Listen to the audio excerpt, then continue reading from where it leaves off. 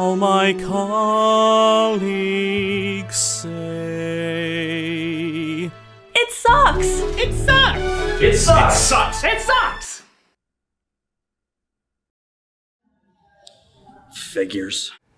Let me tell you about a friend of mine, Trent Petronitis. Under the name Trinist, Trent has been a journalist and reviewer of video games and the games industry for about 15 years now.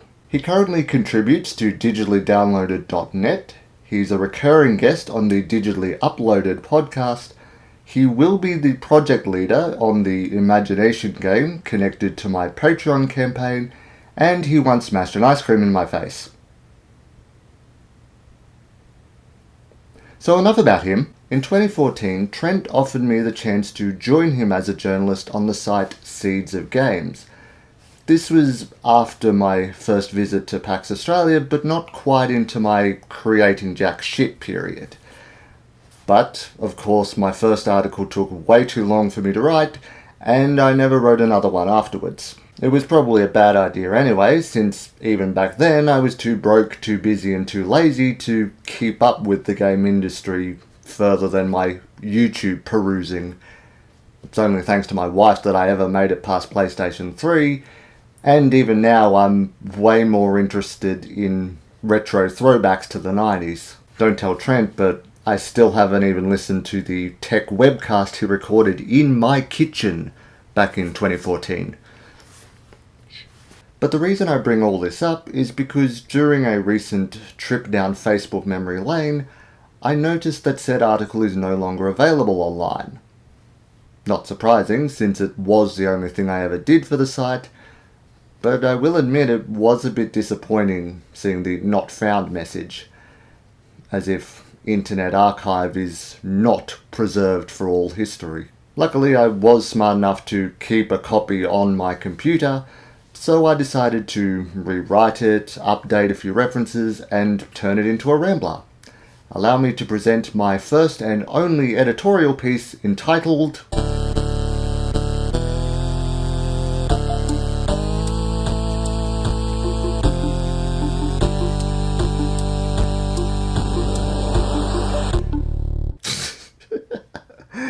Yeah, that's how I was going to introduce myself as a serious games journalist. Oh god, I must have been suicidal. Anyway, 2014 was a long time ago, so I have an official diagnosis of OCD, obsessive compulsive disorder.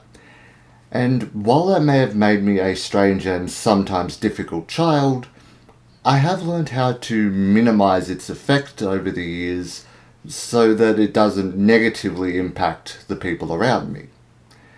However, one area it does still show itself is in video games.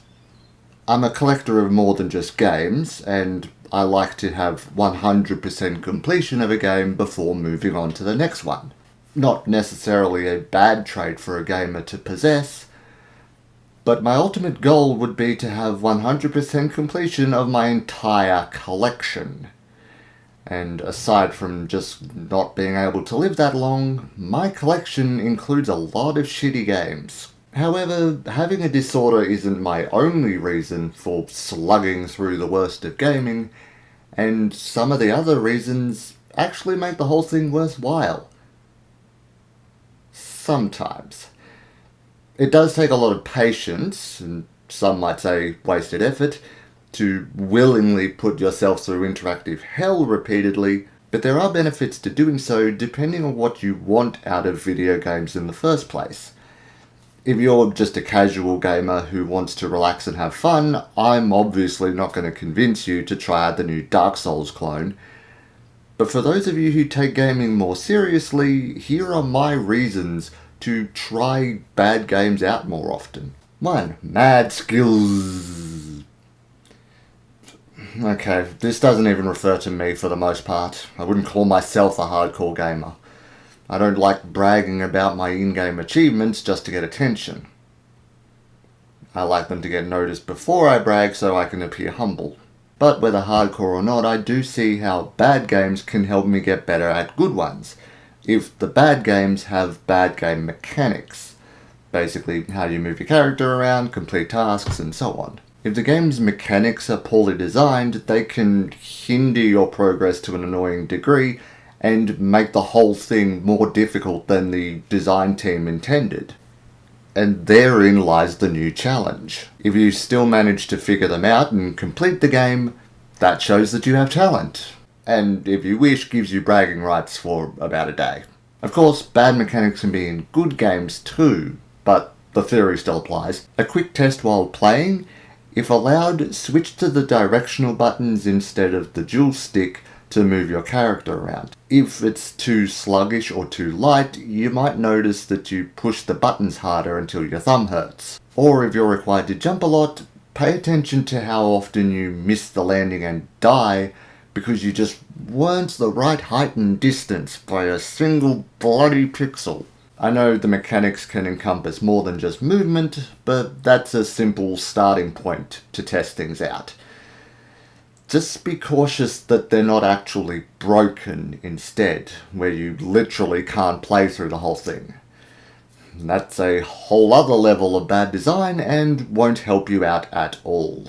2. Appreciation for the better titles. In this age of knowledge in an instant, it's very easy to check on the internet and see the quality of different games before you buy them, so that you make sure you only get the best of the best of the best. That's dull. If you don't look around the market, how are you supposed to know how good the games you do play are? There's new releases almost every day across the world, and I can assure you that the majority of them are not as good as Spider-Man or Breath of the Wild. In fact, with how the industry seems to be headed these days, I would say that we'll see even less great titles compared to the sea of filth we're given by the greedy corporations that just demand our money. But I'm getting off track. For those who do follow my above example of only buying games they've researched and know to be good beforehand, you rob yourself of the first-hand knowledge about the market these games are released in, as well as just the joy of discovering them for yourself. But more on that later. Without knowing how bad some games can get from your own experience and being able to put it all into context, the great ones tend not to have as much impact as they would otherwise. Usually upon completing a bad game, I'll reward myself by picking a game I know I'll enjoy as my next project, or even replaying one I already love. Having played the bad game first does tend to make it more enjoyable. 3. Preparing for the future. If you're like me and want to have more part in the making of games instead of just playing them, I probably shouldn't even have to tell you to try playing all kinds of games. Take digital design courses, learn the industry in and outs, study good games to see how they're done, and definitely study bad games to see how not to make yours. Really look at how a bad game is put together, and it'll be easier to avoid repeating those mistakes. You can learn a lot from the past, just try and be smart enough to avoid new mistakes too often. Also, just the more games you play, the larger the library of references and sources of inspiration you'll have at your disposal. A bad game can have great ideas, just executed the wrong way.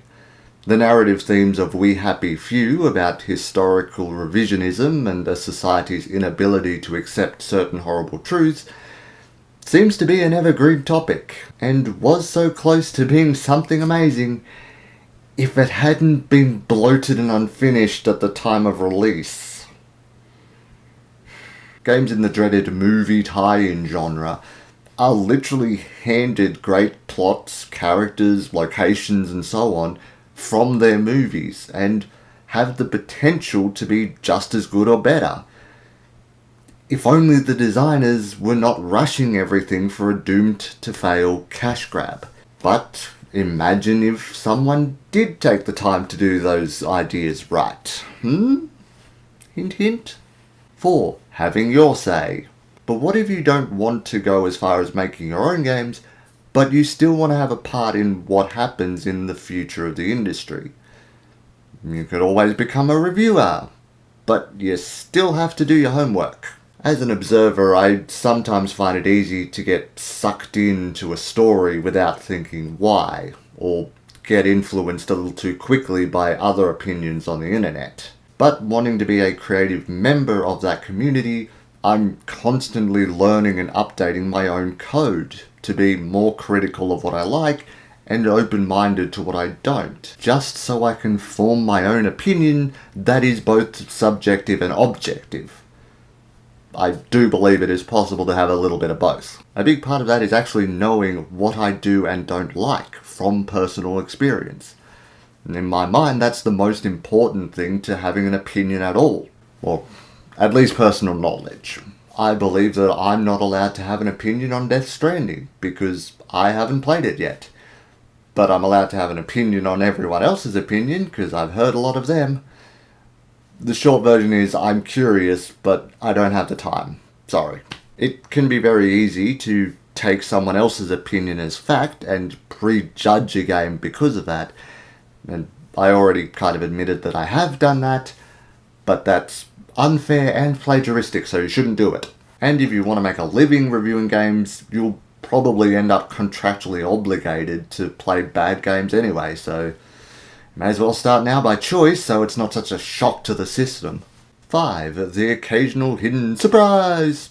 As I said before, reviews can be both subjective and objective, despite what certain internet trolls would like you to think. The fact of the matter is, one's personal thoughts and feelings will always play a part, no matter what. Just because someone said they didn't like something doesn't mean that you're going to or have to feel the same way. I know this argument on both sides. I have several titles in my favourites list no one else seems to enjoy, and I will proudly wallow in my love for them. Also, if the reviewer hates what they're reviewing, chances are high that they'll focus on those negative points and intentionally leave out things they did like and that you might like too. A few games I found terrible still had something for me to enjoy, even if it was just a couple levels or the soundtrack or a funny cutscene or whatever.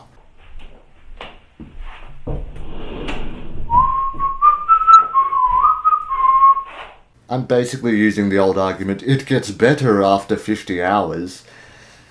I understand if you don't give the game that much patience, but sometimes it can be true. And then of course there's the subcategories of bad games when they're a special kind of bad. So bad they're good, which the ever-rising standard of the industry a lot of older classics apply to. Games that are supposed to be bad in a way that parodies other bad games. Which I know doesn't automatically make them good, but whatever. Games that were ahead of their time. You never know when you'll discover a cult classic of tomorrow by ignoring the opinions of today. Think how the first buyers of Psychonauts felt back in 2005 and how excited they are now. Like I said earlier, it's all about the joy of discovery. So if you're a collector, a hardcore gamer, a career gamer, or just a gamer in general, don't always pass up that one title on the shelf that you only hear bad things about. As long as it's not too expensive, you may not regret it. And we're done. What the hell?